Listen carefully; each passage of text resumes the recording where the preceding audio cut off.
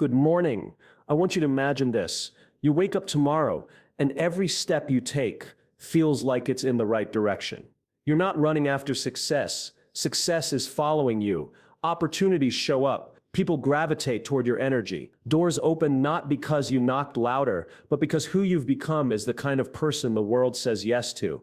You see, we don't chase success. We become someone who attracts it. But how? It comes down to habits, not flashy, Instagram-worthy moments of motivation, but daily, consistent behaviors, the quiet ones, the disciplined ones, the ones no one claps for. Let's talk about the winning habits that attract success. Every time I sit across from someone who has truly made a difference, someone who didn't just climb the ladder, but changed the shape of the game, I find myself coming back to one striking similarity. They all knew exactly why they were doing it. Not just the goals, not the quarterly targets or the vision boards. I'm talking about the internal compass, the thing that pulls them forward when the finish line isn't visible, when the results haven't shown up yet, when no one is watching. They're not driven by applause. They're powered by clarity. This kind of clarity doesn't start with what you want or how you plan to get it. It starts with why it matters. Because when you know why you get out of bed every morning, discipline becomes devotion, tasks become mission, and struggle, it becomes part of the story, not something to avoid but something to honor. Purpose transforms pressure into fuel. There's data to back this up. A study from Harvard Business Review revealed that employees who find meaning in their work are 3 times more likely to stay and almost twice as likely to feel fulfilled. That's not about money or perks. That's about purpose. And that same principle applies whether you're leading a company or just trying to lead yourself out of bed on a hard day. I think of James Clear, author of Atomic Habits. Long before millions read his words, he wasn't chasing bestseller lists. He was captivated by one question: why do small habits matter? That curiosity, that sense of mission, became his focus, not the fame or the outcomes. His purpose wasn't to sell a book. His purpose was to change lives through simple, actionable truth. The book was the result, not the reason. When your purpose is real, it changes how you move. You don't need motivation every morning. You're anchored. Even when no one is validating you, you're still in motion because your reason is bigger than your recognition. So let me ask you something personal. If you took away the audience, if you stripped away the followers, the money, the validation, would you still want to do this thing you're working on? Would you still care about it? Because if the answer is no, you're chasing a result, not a reason. And results are fickle. Purpose is find something so meaningful that doing it becomes a reward in itself, something that feels like a calling, not a competition. And when you find it, build your habits around it. Because once you know your why, the how begins to reveal itself. Your energy becomes focused. Your time becomes intentional. And slowly success stops being a chase. It starts being a natural result of who you are becoming. Purpose isn't a motivational poster, it's a strategy for lasting success. When you start with why, you don't just build a life that looks good, you build one that feels right. And that's the kind of life success is drawn to. There's something powerful about the first hour of your day. It's not just a routine. It's a message to yourself, to your mind, to the world, about who's in charge. It's not about waking up early for the sake of sounding productive or winning some imaginary morning competition. It's about intention. It's about claiming the first part of your day before everything else starts making demands of you. Because the truth is, if you don't own your morning, someone else will. Think about it. Most people start their day reacting, scrolling through messages, checking emails, absorbing headlines, responding to the noise before they've even had a moment to connect with themselves. And then we wonder why we feel off balance, why the day runs us instead of the other way around. But the most grounded, successful people you'll ever meet have something in common. They start their day on purpose, not by chance, not by habit, but with a clear, deliberate choice to create before they consume. There's a study from the University of Toronto that found early risers tend to be more proactive and feel a stronger sense of control over their lives. And it makes sense. It's not just about the hour on the clock. It's about how you use it. Those early minutes before the noise begins are sacred. They give you a chance to reconnect with who you are before the world tells you who to be. It's the quiet space where creativity shows up, where clarity is born, where confidence gets built. You don't need a perfect routine. You don't need to meditate for an hour or write a novel before breakfast. But you do need to show up for yourself before you show up for the world. Maybe that's 10 minutes of journaling. Maybe it's a walk in silence. Maybe it's a short workout that makes you feel strong before the day starts asking you to be everything to everyone. What matters is that it's yours, that you own it. Look at some of the most influential people today. Oprah starts her day with stillness and intention. Tim Cook gets up at 3:45 to read and move before stepping into his role as CEO. Michelle Obama made working out part of her morning long before the White House. They aren't doing this because it looks good on a schedule. They're doing it because it keeps them connected to who they are, even when the world around them gets loud. You don't have to wake up at a specific time to be successful, but you do need to reclaim the first part of your day. That space is where you remember your values. It's where you set the tone. It's where you decide how to carry yourself, no matter what comes next. Because when you begin your day by choosing how you show up, you carry that intention with you. And that energy, that's what changes everything. We live in a culture obsessed with intensity. We chase after the one big moment, the perfect pitch that lands the deal, the viral post that explodes overnight, the single workout that transforms our body. But here's the truth no one wants to hear. Success doesn't come from those moments. It comes from what happens when no one's watching. It comes from quiet repetition, from steady practice, from showing up again and again even when the novelty wears off. It's not intensity that creates transformation. It's consistency. Intensity is attractive. It's dramatic. It gives us a rush. But it's also fleeting. It's like a firework, loud and bright for a second, then gone. Consistency, on the other hand, is quiet. It's not exciting. It doesn't get applause, but it builds something real. It's like the steady beat of a drum. Day after day, it creates rhythm, pattern, and over time it produces something intensity never could: mastery. There's a reason elite performers, athletes, special forces, musicians, train even when there's no spotlight. Navy SEALs don't wait for the mission to get serious. They prepare as if it already is, because they understand that excellence isn't something you switch on. It's something you build, one small repetition at a time. When the pressure hits, you don't rise to the occasion. You fall back on your training, and your training is whatever you do consistently. There's a story I heard once about a photography professor. He divided his class into two groups. One group was told to take 100 photos throughout the semester. The other group was told to take just one, the best they could possibly produce. The surprising result: the students who took 100 photos produced far better work. Why? Because they practiced. They learned through trial and error. They didn't wait for perfection. They worked through the mess. That's the power of consistency. When you do something often enough, you improve without even realizing it. You grow by default. You don't need to be brilliant today. You just need to show up and take one more photo, make one more call, write one more paragraph, run one more mile. We love to romanticize the big breakthrough, but the truth is, breakthroughs are usually built on hundreds of unseen effort. One incredible day won't change your life, but 100 average days, fueled by discipline, that's what makes a person unstoppable. It's not about being the best today. It's about refusing to quit tomorrow. It's about making a choice to keep going, even when it's not exciting, especially when it's not exciting, because that's where the real work happens. That's where the foundation gets poured.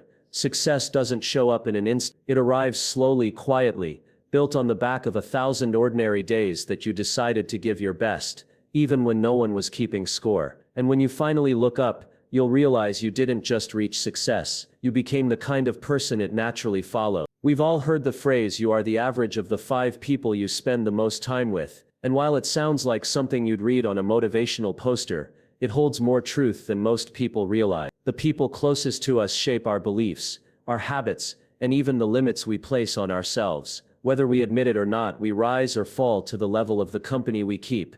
Think about it. When you're surrounded by people who play small, who settle, who doubt, who hide from growth, you start to shrink too. Not because you want to, but because that becomes the environment you're breathing in. It becomes normal, and we tend to become what we normalize. If excuses are celebrated, if comfort zones are reinforced, if growth is seen as unnecessary, you begin to believe that maybe you're already doing enough, that maybe dreaming bigger is unreasonable, that maybe it's safer to stay right where you are. But the moment you place yourself in a room where people push themselves, where goals are spoken aloud and effort is non-negotiable, you can feel something shift. Suddenly your standards start rising. You begin to hear a new language, one of progress, accountability and vision. And without even realizing it, your mindset begins to stretch. That's the power of proximity. That's the invisible force of being surrounded by people who are aligned with where you're going.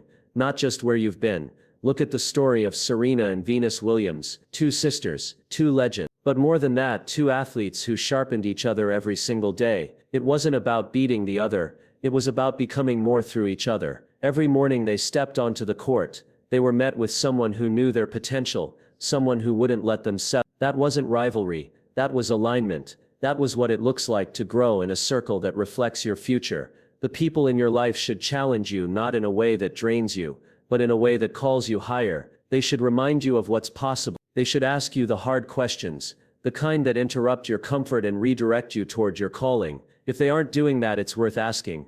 Are they fueling your ambition or feeding your anxiety? Your circle doesn't have to be made up of famous names or high-level achievers. It just needs to include people who want more for themselves, and for you. People who don't flinch at big dreams. People who keep promises to themselves. People who don't just talk but do. Because energy is contagious. Passion is contagious. Growth is contagious. And the right circle turns winning from a solo pursuit into a shared mission. You don't build greatness alone. You build it beside people who see the best in you, and refuse to let you settle for anything less. So be intentional, choose wisely, and build a circle that looks like the future you're chasing, not the past you've outgrown. There's a moment we all face when things don't go the way we hoped. The plan falls apart, the pitch gets turned down, the idea you believed in gets overlooked. And in that moment something inside you whispers, maybe this isn't for you. But that voice isn't telling the truth. That voice isn't your limit, it's your test. Because here's the uncomfortable truth. If you're not failing, you're not really trying. You're aiming too low. Every person who has ever done something that mattered has failed. Not once, not twice, but over and over again. Failure didn't stop them. It shaped them. It carved out the strength they didn't know they had. Because failure, when we let it, becomes a mirror that shows us what needs to be better, sharper, stronger. And if we're brave enough to look, it also shows us that we're still standing, that we're still here, that we care enough to try again.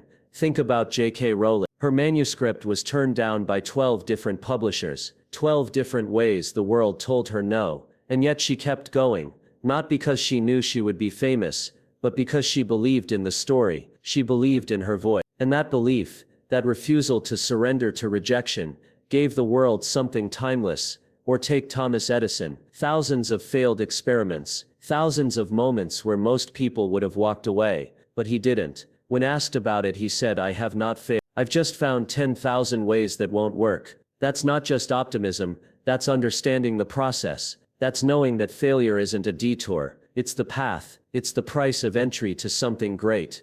The problem isn't failure, the problem is the way we see. We've been taught to be afraid of it, to feel shame when it happens. But what if we saw failure as proof that we're pushing ourselves beyond the easy stuff? What if it meant we were daring to grow, to stretch, to become more than we were yesterday? Failure is a sign that you're in the arena, that you're doing the work. It means you're not stuck in the stands watching others live the life you want. It means you're brave enough to take the hit and get back up. Because that's where the growth lives, not in perfection but in the resilience to keep showing up. So the next time you fall short, the next time the plan unravels, don't retreat, don't rewrite your worth based on one bad outcome. Smile, yes, smile, because you're getting closer to the truth, closer to the breakthrough, closer to the version of you who no longer fears failure but welcomes it as the price of becoming. In a world that moves fast and rewards results, it's easy to forget that who you are matters just as much, if not more, than what you do. There's a kind of success that looks good on paper, that checks all the boxes, that wins the awards and gets the applause. But that kind of success can fade. What stays, what lasts, is the kind of success built on integrity, not the loud, dramatic kind, the quiet, steady kind that shows up when no one's watching. We don't often talk about integrity as a habit, but it is. It's the decision you make every day to align what you say with what you do. It's how you treat people when there's nothing to gain. It's how you show up when cutting corners would be easier. And it's one of the most powerful forces you can carry. Because integrity builds something that can't be bought. Trust. Trust doesn't come from being perfect. It comes from being consistent. It comes from doing what you said you'd do, even after the mood you said it in has faded. It comes from being dependable in a world full of unpredictability. People may admire talent, but they follow integrity. They lean into people they can count on, people who stand for something when it would be easier not to. Warren Buffett once said, "It takes 20 years to build a reputation, and 5 minutes to ruin it. That's not a quote, it's a warning. And it's a reminder that character doesn't just matter, it defines everything. Because when pressure comes, and it always does, it's not your talent that will protect you, it's your integrity. It's the trust you've earned when no one was keeping score. And when the lights are brightest, people won't just remember what you achieved, they'll remember how you achieved it. In a world addicted to shortcuts, integrity is your unfair advantage. It's rare, it's valuable, and it's becoming more noticeable, not less. When everyone is racing to be first, to go viral, to win fast, the person who chooses to be honest, steady and values-driven stands out, not just as successful but as someone worth believing in. And that matters, because success without integrity is empty. It may impress from a distance, but it collapses up close. Real success, the kind that feels good when your head hits the pillow at night, is built on knowing you didn't compromise who you are to get where you are. It's about alignment between your words and your walk, your beliefs and your behavior. Making integrity your identity doesn't mean you won't make mistakes, it means you'll own them. It means you'll lead from a place of truth. And over time that builds something far greater than short-term wins. It builds legacy. When people trust your word, when they know your handshake is as solid as a contract, you don't just succeed, you lead. And that's the kind of influence that never expires. So here's what I want you to take away. Success isn't something you chase. It's not about running after every shiny opportunity, or trying to outpace everyone else. It's something you attract. And you attract it by becoming the kind of person who earns it, not with shortcuts or overnight fixes, but by showing up every single day, doing the work and making the choices that align with the person you want to be. Success doesn't arrive in a burst. It doesn't appear because you hit the right note on the first try or land the perfect deal the moment you start. It's built slowly, deliberately, over time, not in a grand gesture but in the small moments, the decisions you make in the quiet of your mind, when no one's looking. The moments when you decide to start with why, to understand that your purpose isn't just something to add to your to-do list, but the very reason you get out of bed in the morning. Start with why, and everything else follows. When your purpose is clear, every action you take has meaning. Every step you take is rooted in something deeper than just achieving the next goal. You're not just running towards success, you're living it in every choice, in every action. That's the power of purpose. It anchors you, gives you direction when the path gets murky, and keeps you grounded when the world around you seems to be spinning out of control. Then own your mornings. How you begin your day sets the tone for everything that follows. It's not about waking up at 4 a.m. or following someone else's routine. It's about taking control of that first moment, before the world starts making demands of you. Whether it's through meditation, a morning workout, or simply reflecting on your goals, those first minutes are precious. They are your declaration to the day. This is who I am and this is how I'm showing up. Own that time and you'll own your day. Choose consistency over intensity. It's easy to get excited about big moments, the flashes of brilliance, but true success is built on the steady grind, the quiet commitment to showing up even when it feels boring or repetitive. Small, consistent actions, repeated over time, compound into something extraordinary. The breakthrough doesn't happen all at once. It happens with every small effort. Every time you choose to keep going when most people would have given up. Surround yourself with greatness. The people you spend your time with either elevate you or hold you back. You cannot grow into the person you're meant to be if you're constantly surrounded by people who reinforce your doubts and your limitations. Choose a circle of people who challenge you, who see the best in you even when you can't see it yourself. People who push you to rise, who believe in your potential even when you don't. Because when you're in an environment that demands more of you, you become more embrace failure. The truth is, if you're not failing, you're playing it too safe. Failure isn't something to fear. It's part of the journey. It's how you learn, how you grow, how you refine your approach. Every time you fail, you get closer to understanding what works and what doesn't. And the more you fail, the more resilient you become. Finally, lead with integrity. Success without integrity is fleeting. Integrity is the foundation upon which lasting success is built. When your values align with your actions, people trust you. Trust creates influence, and influence builds legacy. It's not always the easiest path, but it's the one that pays off in the long run. So tomorrow morning when you wake up, don't just ask yourself, what do I need to do today? Ask, who do I need to become? Because when you focus on building yourself, the habits, the mindset, the character, you don't just attract success, it becomes inevitable. Success doesn't just visit you, it stays with you. And that, my friends, is a life worth building.